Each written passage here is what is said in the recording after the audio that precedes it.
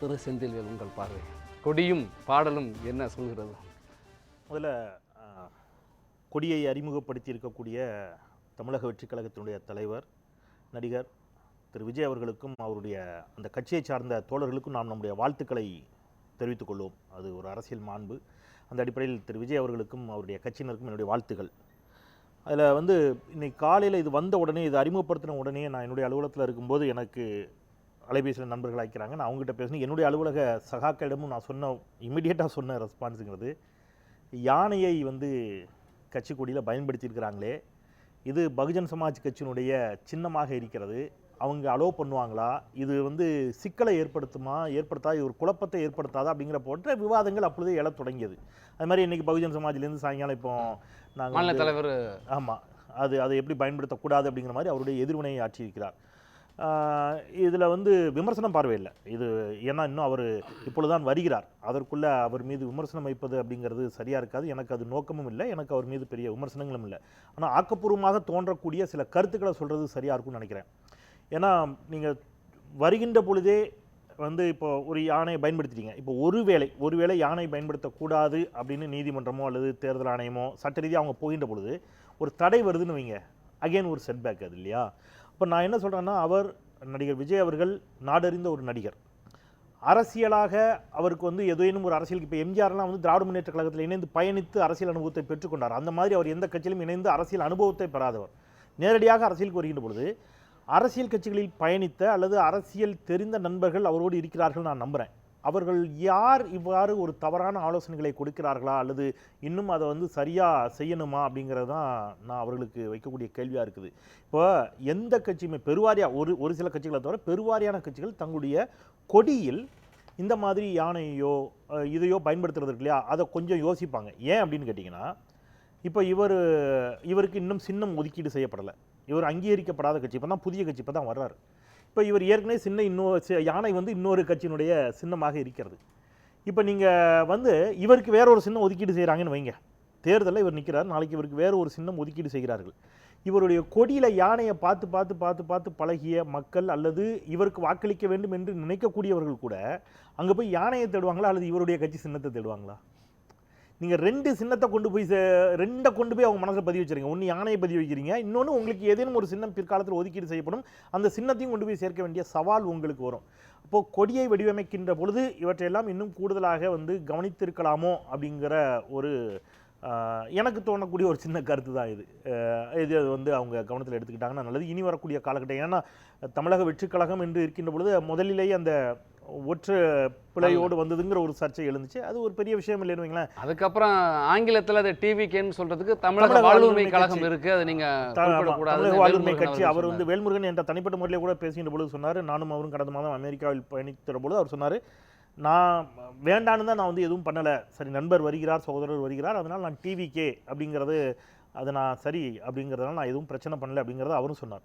So இவற்றிலெல்லாம் அவர்கள் கூடுதல் கவனம் செலுத்த வேண்டும். ஒரு புதிய கட்சி நம்பிக்கையோடு சில இளைஞர்களை வரக்கூடிய காலகட்டத்தில் தொடக்கத்திலே இந்த மாதிரியான சிக்கல்களை அவங்க கொஞ்சம் அவாய்ட் பண்ணலாம் அப்படிங்கிறது என்னுடைய பார்வை. இன்னும் கூடுதல் கவனத்தோடு செயல்படணும் அப்படிங்கிறது. அடுத்தது அதில் இருக்கக்கூடிய வாகைப்பூ மற்றவற்றிற்கெல்லாம் பலரும் இன்னைக்கு சமூக வலைதளங்களில் விளக்கம் கொடுத்தாங்க. வாகைப்பூவுக்கு ஒரு விளக்கம் வந்துட்டு. ஆமா, எஸ், அது சங்க இலக்கியத்தில் சொல்ற வாகைப்பூ இல்லை, இது தூங்கு மூஞ்சி வாவன்னு ஒன்று இருக்கு. சங்க இலக்கியத்தில் இளம் வெளிர் பச்சை நிறத்தில் அந்த பூ இருக்கும். இது அந்த இந்த இளம் சிவப்பு தூங்கு மூஞ்சி வாவை அப்படின்லாம் சொல்றாங்க. அப்படி அது விமர்சனங்கள் இருக்கட்டும். பட் அந்த நோக்கத்தை எடுத்துப்போமே, நம்ம நோக்கத்தையே கூட எடுத்துப்போம். ஒரு வாகைப்பூ அப்படிங்கிற ஒன்று வைக்கணும்னு நினைச்சிருக்காங்க. அந்த வாகைப்பூ அப்படிங்கிறது வெற்றியை குறிக்கக்கூடியதுன்னு போன்ற பல கருத்துக்களும் வந்துடுச்சு. ஆனால் இப்போ எழக்கூடிய பிரதான கேள்வி என்பது நடிகர் விஜய் அவர்கள் அவருடைய கொள்கையை மாநில மாநாட்டில் சொல்ல இருக்கிறார். அவருடைய கொள்கை என்ன அப்படிங்கிறத நான் புரிந்து கொள்வது, அவருடைய உறுதிமொழியிலிருந்து நான் புரிந்து கொள்வதும் அவருடைய கட்சியினுடைய பெயரிலிருந்தும் நான் புரிந்து கொள்வது அப்படிங்கிறது, அவர் அண்ணா எம்ஜிஆரை பயன்படுத்துகிறார் புகைப்படங்களாக. தட் மீன்ஸ் திராவிட முன்னேற்ற கழகத்தை தோற்றுவித்த பேரறிஞர் அண்ணா திராவிட முன்னேற்ற கழகத்தை தோற்றுவித்த புரட்சித் தலைவர் எம்ஜிஆர் அவர்கள் இரண்டு பேரையும் அவர் பயன்படுத்துகின்ற பொழுது இரண்டு திராவிட கட்சிகளுடைய தலைவர்களோடும் அவருக்கு முரண் இல்லை அப்படிங்கிறத கன்வே பண்ணுறார்.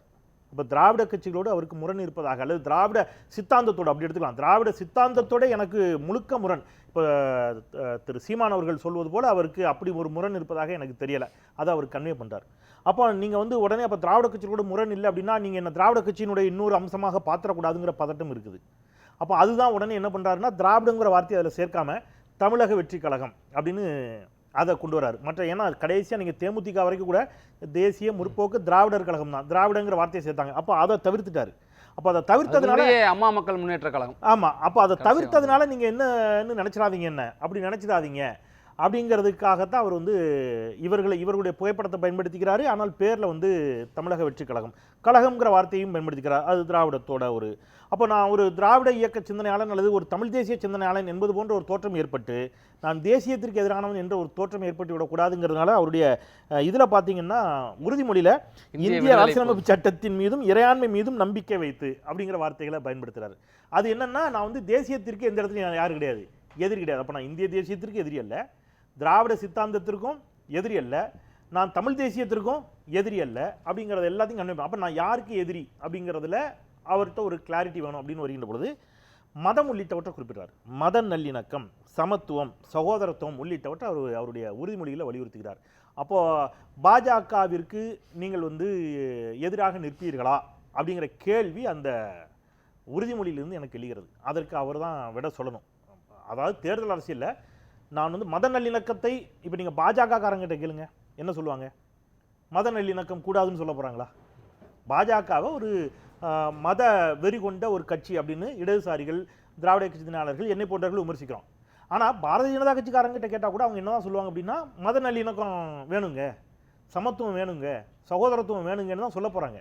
அப்போ நீங்கள் பொதுவாக ஒட்டுமொத்தமாக எல்லாரும் நல்லா இருக்கணும், எல்லாம் நல்லதாக நடக்கணும், மத நல்லிணக்கம் வேணும் என்பது போன்று சொல்லுகின்ற பொழுது தேர்தல் அரசியலில் பின் பாயிண்டாக அவங்களுடைய எதிரி யார் என்று சொல்ல வேண்டிய ஒரு சூழல் மேபி அது இன்னும் வரல.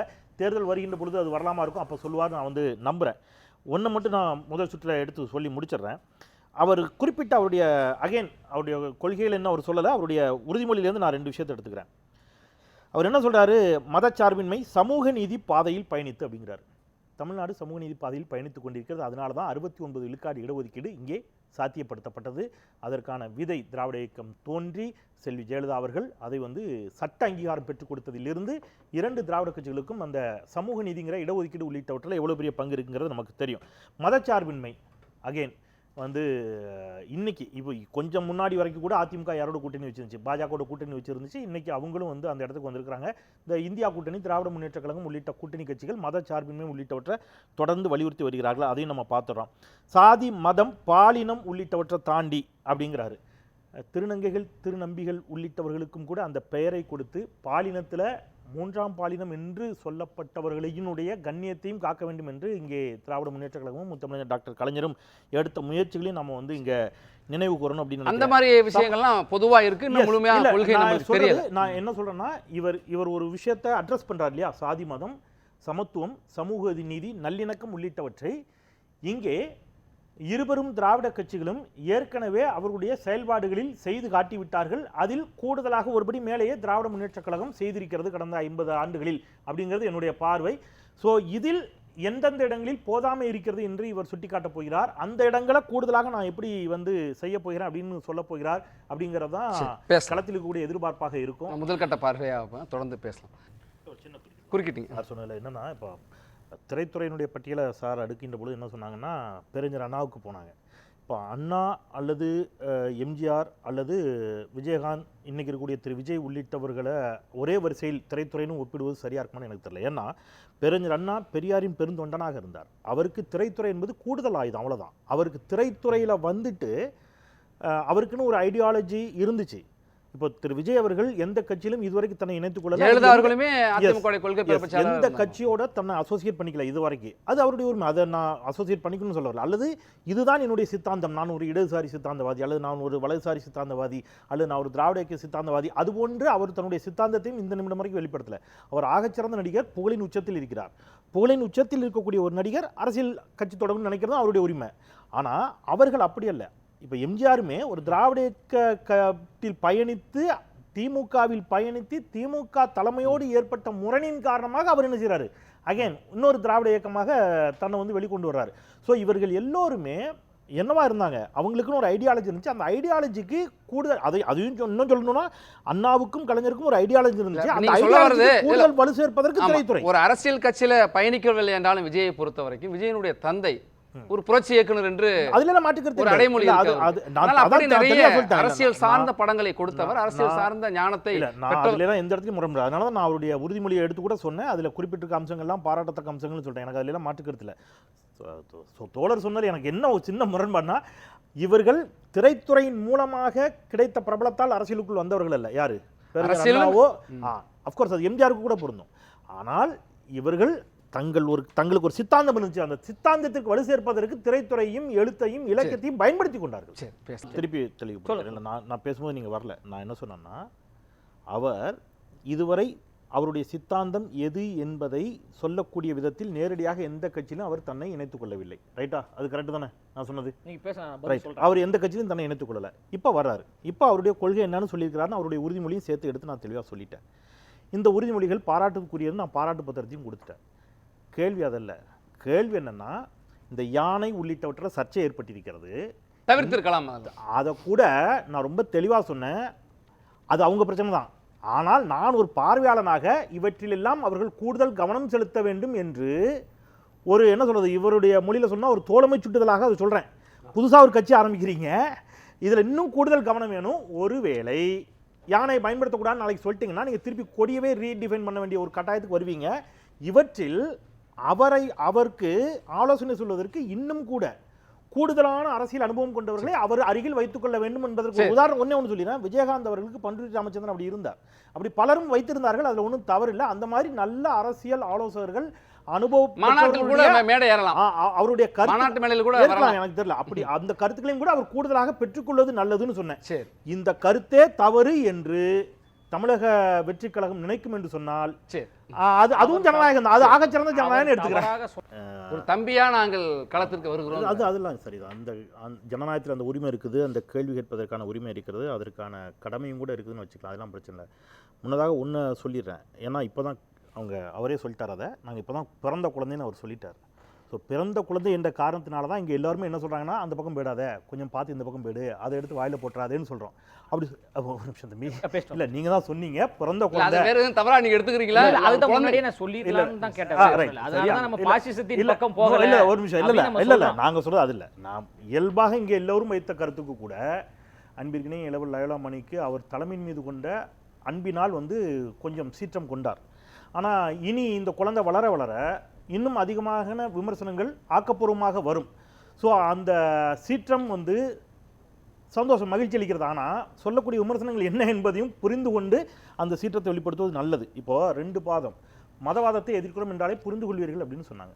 நான் அதான் அன்பு சகோதரர் தம்பி நம்ம ரஞ்சித் கூட அதை சுட்டி காட்டினார். நீங்கள் இங்கே ஒரு இஸ்லாமிய அமைப்பு தடை செய்யப்பட்டிருக்கு, பாரதிய ஜனதா கட்சி ஆட்சியில் தடை செய்யப்பட்டதுனால நான் பேரையும் சொல்ல விரும்பலை. இப்போ அவங்க கிட்ட கேட்டிங்கன்னா அந்த இஸ்லாமிய அமைப்பும் மதவாத அமைப்பும்பாங்க அவங்களுடைய பார்வையில். ரைட்? இப்போ ஒவ்வொருத்தருடைய பார்வையிலையும் மதவாத அமைப்பு என்பது என்னவாகிறது, மதவாதம் என்பது என்னவாகிறது, மாறுபடுகிறது. அப்போது நீங்கள் எந்த மதவாதத்தை குறிப்பிடுகிறீர்கள் அப்படிங்கிற கிளாரிட்டியை கொடுக்க வேண்டிய தேவை இருக்குது. அஃப்கோர்ஸ் அதெல்லாம் அவர் மாநாட்டில் கொடுப்பார்னு நான் நம்புகிறேன். அவர் சொன்ன அந்த கருத்தில் நான் உடன்படுறேன். இப்போ என்ன அவசரம்னு கேட்குற கருத்தில். ஆனால் ப்ராக்டிக்கலாக யதார்த்தமாக ஒன்று சொல்லட்டுமா, எலெக்ஷனுக்கு இன்னும் 1.5 வருஷம் கூட இல்லை, 2 ஆண்டுகள் இருக்குது. 1 ஆண்டுகள்லேயே எலெக்ஷனுக்கான வேலையை தொடங்கிடுவாங்க. இப்போ நீங்கள் உங்களுடைய இங்கே தமிழ்நாட்டில் ஆட்சி மாற்றம் ஏற்படுத்தா உங்களுடைய கோரிக்கை குறிக்கோள் என்று எடுத்துக்கொண்டால், அப்போ நீங்கள் யாரை எதிர்க்க தயாராக இருக்கிறீங்க? இன்றைக்கி இருக்கக்கூடிய ஆட்சியில் இருக்கக்கூடிய திராவிட முன்னேற்ற கழகத்துக்கு அப்படி வச்சுப்போம். அப்படின்னா நீங்கள் திமுகவிற்கு எதிராக இதுவரைக்கும் நடத்திய போராட்டங்கள் எத்தனை, ஆர்ப்பாட்டங்கள் எத்தனை? இப்போ அதிமுக நடத்தியிருக்குது, இப்போ சமீபத்தில் நாம் தமிழர் நடத்தியது இல்லையா? எல்லோரும் ஒரு பக்கம் வராங்க. அப்போது பாஜகவுக்கு எதிராக இப்போ நீங்கள் சமூக நீதி சமத்துவத்தை பேசுகின்ற பொழுது இப்போ லேட்டரல் என்ட்ரியை பற்றி இப்போ ஒரு பிரச்சனை வந்துச்சு. இடஒதுக்கீட்டுக்கு எதிராக ஒன்றிய அரசு செய்த ஒரு மிகப்பெரிய நேரடி நியமனம். அப்போ இங்கே ராகுல் காந்தி எதிர்ப்பு தெரிவிக்கிறார், தமிழ்நாடு முதலமைச்சர் எதிர்ப்பு தெரிவிக்கிறார், தொல் திருமா எதிர்ப்பு தெரிவிக்கிறார். எல்லோரும் உடனடியாக அதற்கு என்ன செய்கிறாங்க, கண்டன அறிக்கையை கொடுக்குறாங்க. ரைட்? எனக்கு தெரியல, அப்படி கொடுத்துருந்தாங்கன்னா நான் ஏற்றுக்கிறேன். தமிழக வெற்றி கழகத்திலேருந்து அது தொடர்பாக எதுவும் கருத்துக்களோ அறிக்கையோ வந்ததாக எனக்கு தெரியல. வந்திருந்தால் நான் ஓகே. அப்போது ஒன்றிய அரசு செய்யக்கூடிய இந்த மாதிரியான மாநிலங்களுக்கு எதிரான இல்லையா கருத்துக்களுக்காக நீங்கள் எப்போ அந்த களத்துக்கு வர்றதுங்கிறதுக்குல, எப்போ போராட்டம், எப்போ ஆர்ப்பாட்டம், எப்போ மக்கள்கிட்ட போகிறீங்க, இவங்க வேண்டான்னு சொல்லிட்டீங்கன்னா இவங்க ஏன் வேண்டான்னு சொல்றதுக்கு உங்களுக்கு காரணம் வேணும்.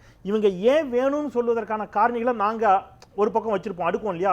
நீங்க சமத்துவத்தை பேசுறீங்க, எஸ், பெண்களுக்கு சொத்துரிமை முதலில் கொடுத்து தமிழ்நாடு, 33 விழுக்காடு இடஒதுக்கீட்டை கொடுத்து தமிழ்நாடு, 69 விழுக்காடு இடஒதுக்கீட்டை சாத்தியப்படுத்திய தமிழ்நாடு, இஸ்லாமியர்களுக்கான உள்ளிட ஒதுக்கீட்டை சாத்தியப்படுத்திய தமிழ்நாடு, அருந்ததிகளுக்கான உள்ளிட ஒதுக்கீட்டை சாத்தியப்படுத்திய தமிழ்நாடு. இன்னைக்கு உள்ளாட்சி தேர்தல்களில் 50 விழுக்காடு பெண்கள் உள்ளாட்சி மன்றங்களில் மாநகராட்சியினுடைய மேயர்களாக, நகராட்சி மன்ற தலைவர்களாக நியமித்திருக்கிறார்கள். அது தமிழ்நாடு. சமீபத்தில் ஒன்றிய அரசு கொடுத்த அறிக்கையில் இந்தியாவினுடைய டாப் 100 கல்லூரிகளில் 37 கல்லூரிகள், கல்வி நிலையங்கள் தமிழ்நாட்டில் இருக்கிறது.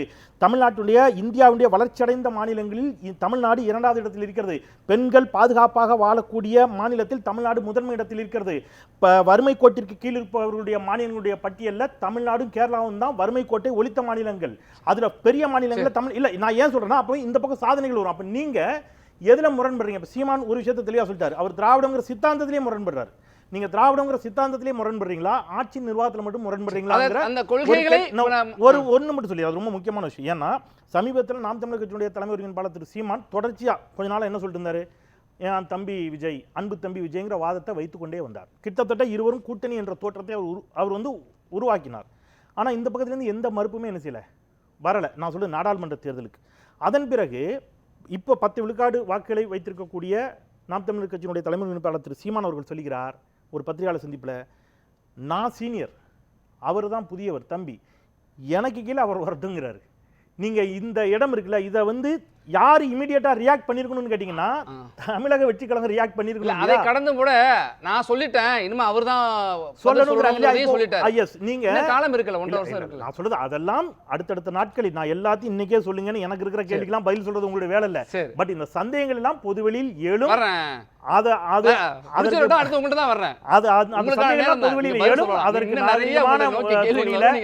நிதானமாக பதில் சொல்ல வேண்டிய கடமையும் அவர்களுக்கு இருக்கிறது. மணி, நீங்க ஒரு கட்சியை தொடங்கிட்டதுனால கேள்விகள் வரும், விமர்சனங்கள் வரத்தான் செய்யும். கரெக்ட் வரட்டும்.